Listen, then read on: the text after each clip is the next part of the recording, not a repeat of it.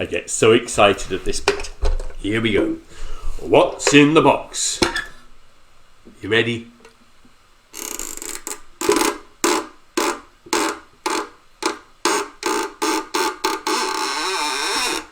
Oh, I say, look at that. That's very seasonal. An egg. An egg. An egg. Oh, I know what story this one is. Hang on, you might be able to see it better against my waistcoat there. Look, little egg. This must be the story of Medio Polita, the half chick. Now, ideally, for this story, I would like to wear a hat. Okay, a particular hat that I made specially for this story. And I'm going to have to hold it because, do you know what? It's actually too big. My son, who's the cameraman, he won't let me wear it. And I have to say, I went into a bit of a sulk when I realised I couldn't wear this hat, which was specially made for this occasion. And I did promise, or rather, we did promise that people out there, you lot, you watchers, that I'd be wearing a different hat. But I've got to wear this one because this one won't fit. If I put it on, it wouldn't really look like it's supposed to. You see, it's half a chick. Half on this side, nothing on this side. Amazing, isn't it? Like that. Oh well. You'll just have to imagine me wearing this hat. Okay. But if I put it on, it'd be way out of frame and you'd be thinking, what on earth has he got on his head? So I'm afraid I'm just going to have to stick with the old trusted fez. Now, please allow me, before I start the story, to have a little sip of water, if you don't mind.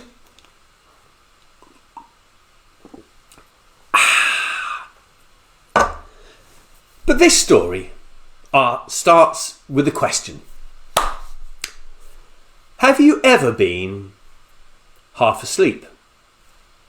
Have you ever been half awake?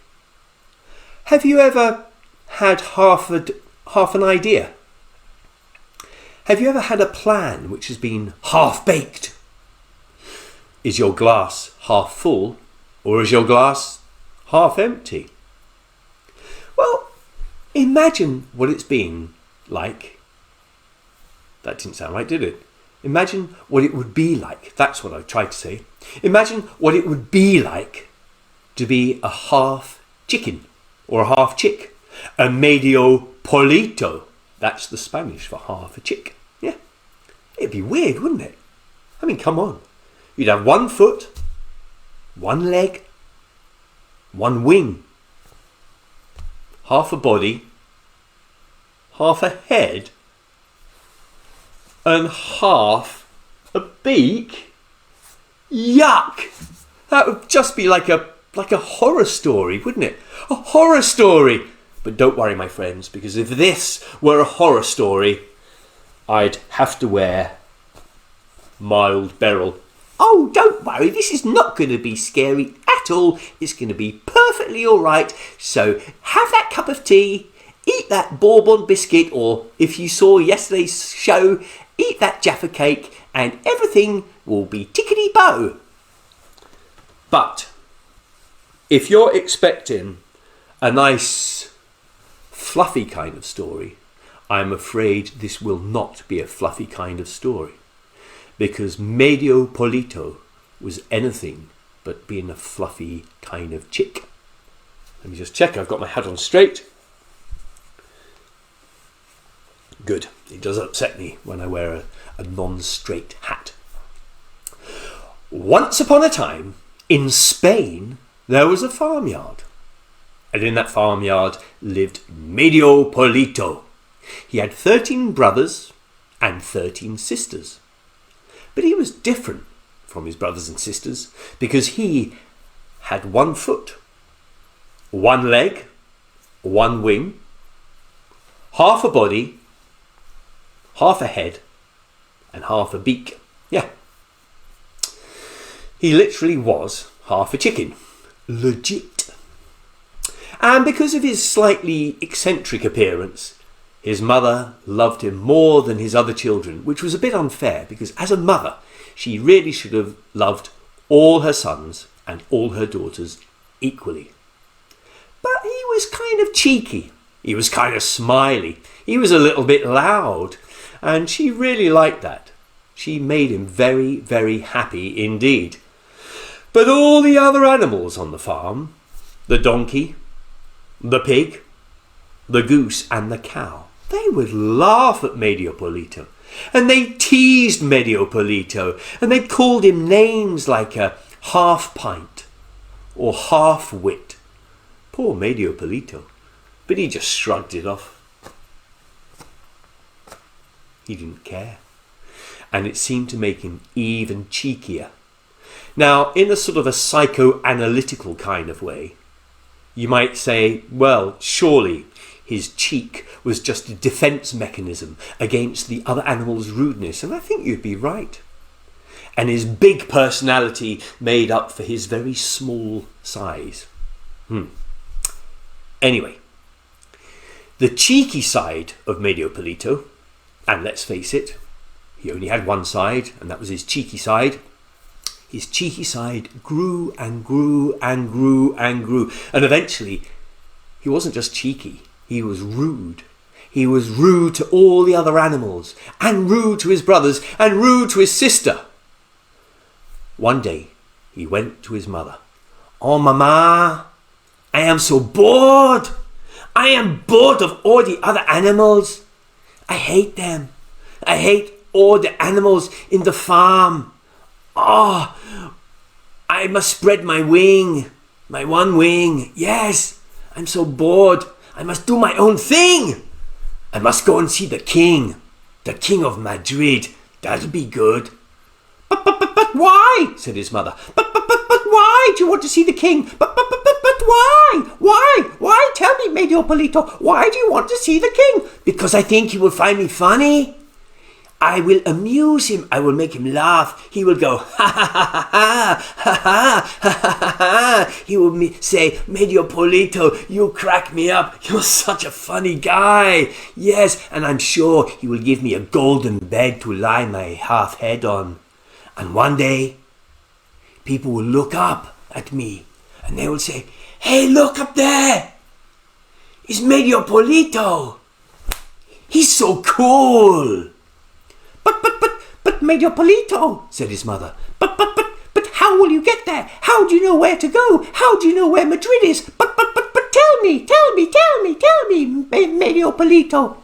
"Oh, I'll go this way. I'll go that way. I'll do my own thing. I am Medio Polito. And I'm off to see the king." Yeah.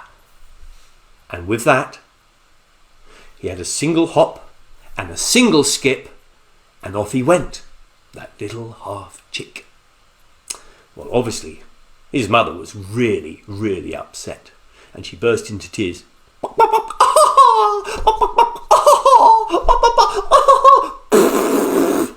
But his 13 brothers and 13 sisters were really happy, as was the donkey, the pig, the goose, and the cow. So he started his journey to go and see the King of Madrid. And on day one, he hopped past, get ready, he hopped past Tinkerbell, the pony, who was munching hay in a field. He skipped over a bridge where Daisy, the baby troll, lived. "Are you a goat?" she said. "Are you a goat?" "No, I'm Medio Polito, you silly, silly little troll." "Oh, that's a shame. I really like goats," said Daisy, the sweet little troll. And he jumped past, he jumped past the house where the two dogs, Dylan and Mia, lived. Yeah. Dylan was reading The Guardian, doing the crossword, while Mia was running around chasing invisible fairies. But eventually, Medio Polito reached a stream. Now the weather was really, really hot. The sun was blazing away and he was so thirsty. So he stopped at the stream and he started to drink with his little half beak. Like this.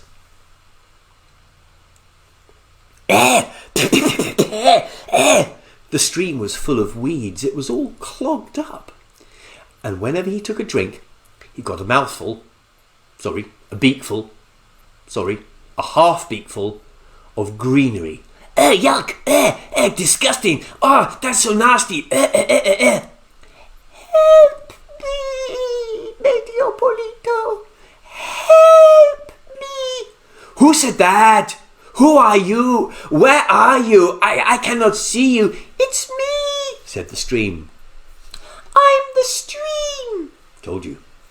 Please, Medio Polita, I'm so full of weeds. I can hardly flow. I can hardly show my crystal waters. There are so many weeds in my stream. Please, Medio Polita.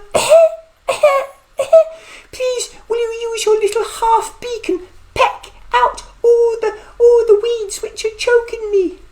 No way, Jose, said Medio Polita. Why should I help you?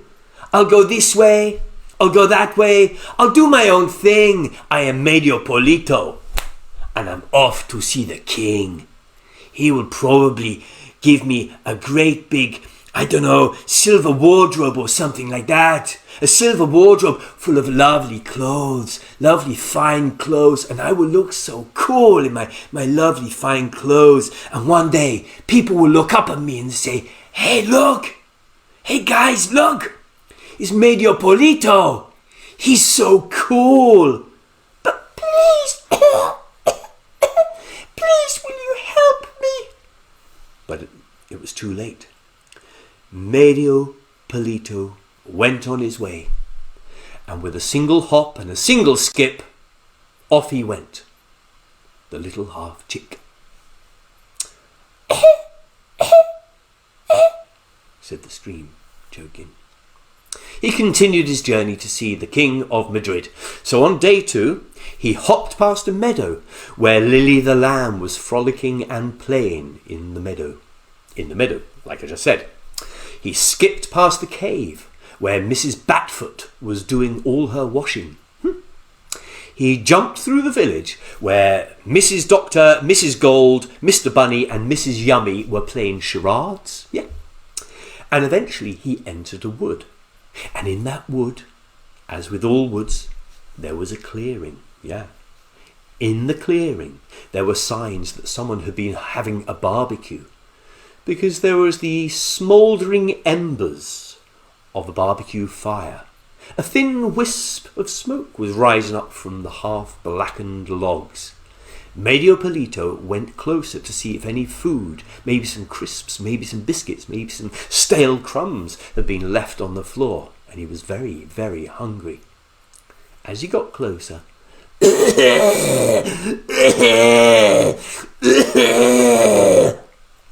Help me! Help me! Help me, Medio Polita! Who said that? Who are you? Where are you? I cannot see you. What are you? Come out now. Don't be a big scaredy cat. It's me, said the fire. The fire. Told you. Please, I'm dying. I am almost out. Please, Medio Polita, pick up some twigs in your little half beak and carry them over to me and fan me with your little single wing. No way, Jose, said Medio Polita. Why should I help you? I'll go this way, I'll go that way. I'll do my own thing. I am Medio Polita, and I'm off to see the king. He will probably, he'll probably give me a room filled with golden buckets full of corn. Oh yes, that's what he'll do. And one day people will look up at me. They will look up at me and they will say, hey look guys, it's Medio Polita. He's so cool. Please, said the fire, please help me. But it was too late. Off he went. And with a single hop and a single skip, off he went, that little half chick. Please, Medio Polita, please. He continued his journey to go and see the King of Madrid. And on day 3, he hopped past a castle that had 3 towers. And in one tower was Princess Flower and Queen Snip. In another tower there was Haley, the noisy princess, dancing and singing her head off. And in the third tower there was Moonlight and Moss, the prince and the princess. He skipped past the swamp where Mrs. Snake slithered and slid. And he jumped up the hill where Mrs. Silly was juggling a fish on her nose. Eventually he stopped at a twisty-turny tree. This twisty-turny tree had lots and lots of leaves and branches on it like this. And it was very sunny, and he had to get out of the shade. He sat underneath the tree, and straight away he heard, "Oh, help me! Help me, Medio Polita! Who are you? What are you? And where are you? I cannot see a thing. Come out, you coward. Come out and face me. I am Medio Polito." "Help me, Medio Polito. I'm stuck in this tree. I am the wind," said the wind. "Yes, I am the wind. And I cannot get out. I'm all caught up in the branches and the leaves. Please, please, Medio Polito, will you jump up with your little leg, and with your little foot will you release me from the branches?" "Oh, no way, Jose. You're so clumsy. Why should I help you? I am Medio Polito. I'll go this way, I'll go that way, I'll do my own thing. I am Medio Polito, and I'm off to see the king. You know what? He'll probably give me a rocket filled with diamonds, and I can fly it around space. And one day, you mark my words, one day people will look up at me and they will say, 'Hey guys, look at him. He's Medio Polito. He's so cool. Please. That was the wrong voice. More like, please.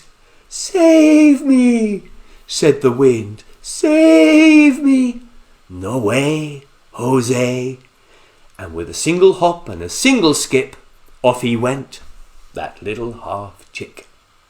And he continued his journey to see the King of Madrid. On the fourth day, he hopped through a field where he saw Ray.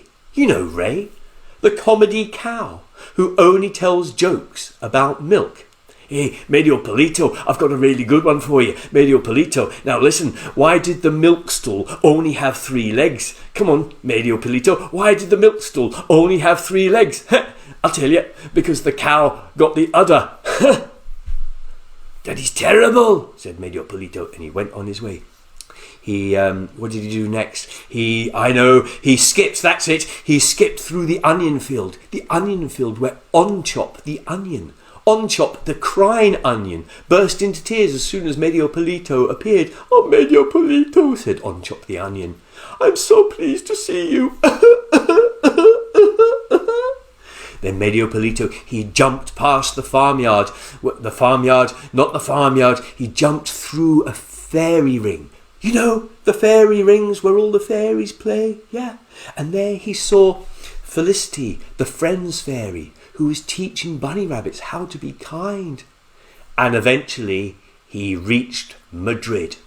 He saw the shining golden roof of the palace, blazing in the sunlight, and he thought, at last, time for me to see the king. Well, he walked along the main street for 5 minutes only, when, snatch! "Ah! Let me go! Let me go! Let me go!" The king's chef, Waffle Sweat, grabbed him by the neck, took him into the kitchen, and straightway threw him into a pot of water. And then Waffle Sweat went away to start chopping up the vegetables. "That will make a good stew for King. King birthday today. Stew for King. King likes stew. Tumpty, tumpty, tumpty, tumpty. Chop up the turnip. Chop up the vegetables. Tumpty, tumpty, tum." "Oh no," thought Medio Polito. "I come all this way to see the king. I see the king, but the only part of the king I see is the inside of the king's tummy. Oh, water, water, everywhere around me, water. Oh, please, water, don't let me drown. Huh, why should I not let you drown? Said the water in a far more sort of impish kind of voice than he had before. Why should I now let you drown? You were going to let me choke with all those weeds in me. You were going to let me choke. You can drown and see if I care. And the water in the pot got hotter and hotter and hotter because Waffle Sweat had put it over a fire. And as the flames of the fire licked the edges of the bowl, it got too hot for Medio Polito to bear. Please, fire! Save me, fire! I'm beginning to boil. Please don't boil me. Please stop your fire and let me cool down. No way, Jose, said the fire. You were very quick to leave me in those woods. All I asked was for a bit of help, a few twigs, fan me with your wing, and you left me. You left me, you horrible piece of work. You can boil and see if I care. And that would have been that for Medio Polito if Waffle Sweat had looked over the pot and said, Oh no, look at you, little runt. You're too small for King. King needs big chicken. You too small. Get rid of you. And Waffle Sweat put his hand into the hot water. Ouchie, ouchie, ouchie. Poor, poor hand. Very, very hot. Kissy, kissy, kissy. Ow, hand hurts. And threw Medio Polito out of the window. And again, that would have been that. He would have fallen to his death if the wind outside hadn't swirled around him and spun him like a tornado. And as he was going around, Medio Polito said, Please, wind, please will you let me down gently, down to the floor, so I can escape this madness and get away from Madrid. Please, wind, please help me. Why should I help you, Medio Polito? Said the wind. Why should I help you when you left me up in that tree, all on my own? I shall make you dizzier and dizzier and dizzier, and see if I care. And quick as that, he lifted Medio Polito up and up and up to the tallest tower, up to the highest spire of the tallest church, and there he plonked him, right on top of the spire. And the wind said, I'll blow you this way, I'll blow you that way, I'll do my own thing. You are now a weathercock, and I am the wind. And the wind swelled Medio Polito to the east. He swelled him to the west. He swelled him to the north, and he swelled him to the south. And he got dizzier and dizzier and dizzier. And that's where he still lives now. Yeah, on top of that church, on top of that spire. And yes, it is very lonely up there. And no, he never got to see the King of Madrid.